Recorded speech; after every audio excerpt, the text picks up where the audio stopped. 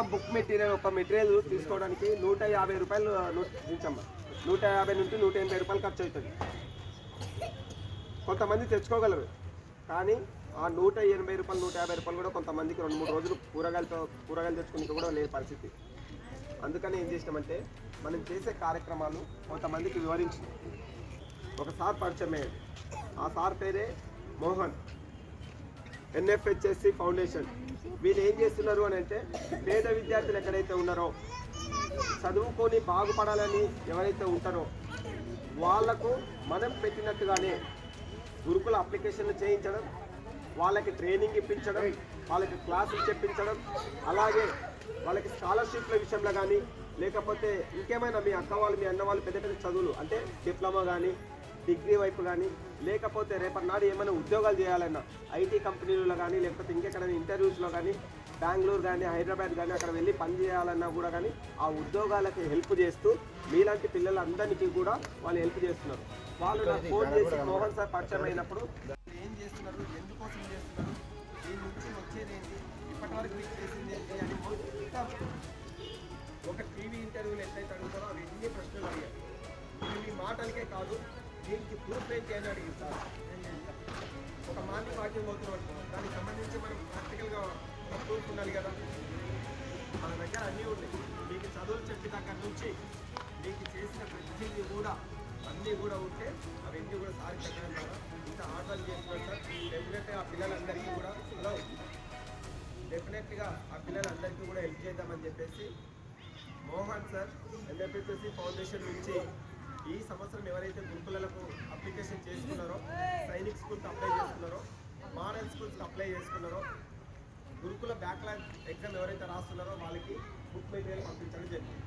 ఆ book material పంపించిన బట్టి సార్ కూడా కాల్ చేసి రిసీవ్ చేసుకున్నాను. అది వీడియో తీయడం జరిగింది. ఆ బుక్లు ఎన్ని వచ్చినాయి ఏం లేదు ఓపెన్ చేసి వీడియో తీయడం జరిగింది. 5 పిల్లలు కూడా ఉన్నారు. అప్పుడు తీసి ఇంకా జిల్లా మొన్న కండక్ట్ చేద్దామంటే ఇక్కడ మీటు 26 జనవరి రోజు చేద్దామని చెప్పేసి అందుకే అందరినీ రమ్మని జరిగింది.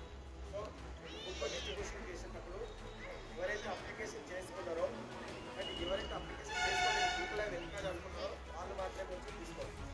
ఎందుకంటే ఇది ఇంటికాడ ఉండి మీరు కూడా తీసుకుంటే చదవాలనుకున్న పిల్లలకి అర్థం బుక్లో వెళ్తుంటారు కదా. ఇప్పుడు 4వ తరగతి బుక్లో వెళ్ళాలి సార్, నేను ఇంటికనే ఉంటే ఈయన చదువుకుంటాను ఆమెకి ఆ బుక్ వస్తుంది. ఎందుకంటే ఆ ఎగ్జామ్కి ఆమె రాయినప్పుడు ఆ బుక్ అవసరం లేదు. అందుకని ఎవరైతే అప్లికేషన్ చేసుకుంటారో అలాగే చేసుకుంటానే వాళ్ళు తరగతి వచ్చి తీసుకోవాలి. సరేనా? Thank you Mohan sir. మీరు పంపించిన ఈ మెటీరియల్ని పిల్లలందరికీ కూడా ఇవ్వడం జరిగింది.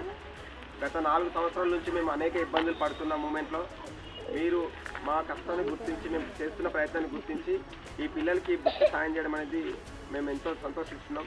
అండ్ ఇలాంటి పేద పిల్లలకు మీరు ఇంకెన్నో సహాయాలు చేయాలని చెప్పేసి, అలాగే ఈ పిల్లల్ని ఇంకా ఉన్నత విద్య వైపు మార్గం తీసుకుంటున్న మార్గంలో ఇలాంటి సహాయాలు పొంది ఈ పిల్లల జీవితంలో ఒక మార్గదర్శకంగా ఏర్పడి ఒక మంచి మార్గాన్ని చూపించడానికి మేము కూడా ఇంకా కష్టపడి పనిచేస్తాం. తప్పకుండా ఇలాంటి వ్యక్తులను మేము ఎప్పటికీ కూడా మర్చిపోము. Thank you sir, thank you so much. Thank you NFHSC foundation, all team. మీరు ఏదైతే చేస్తున్న కృషికి మేమందరం కూడా కృతజ్ఞత తెలుపుతున్నాం. బికాస్ ఎందుకంటే ఒక పుస్తకం అనేది జీవితాన్ని మార్చేయగలదు. అట్ ద సేమ్ టైం ఇప్పుడు రాస్తున్న ఈ గురుకుల పిల్లలు ఏదైతే సీటు పొందిన తర్వాత దాంతో ప్రతిఫలంగా మేము చెప్పే పాఠాలు ఎంత ముఖ్యమైనవో, మేము చేస్తున్న ప్రయత్నం ఎంత ముఖ్యమైనవో, దాంతోపాటు పిల్లలకి నాలెడ్జ్కి సంబంధించిన బుక్ మెటీరియల్ కూడా చాలా విలువైనది. కాబట్టి thank you sir, thank you so much. మీరు ఇలాంటి సహాయాలు ఇంకా ఎంతోమంది పేద పిల్లలకి మీ ద్వారా అందాలని చెప్పేసి మనస్ఫూర్తిగా కోరుకుంటున్నాం. రేపటి నాడు మా వంతు పాత్రగా మేము ఫౌండేషన్కి ఏ విధంగా అయినా కూడా కానీ చేసే ప్రయత్నాల్లో భాగస్వామ్యం అవుతూ ఉంటాం. Thank you sir, thank you so much. Thank you NFHSC foundation, thank you all.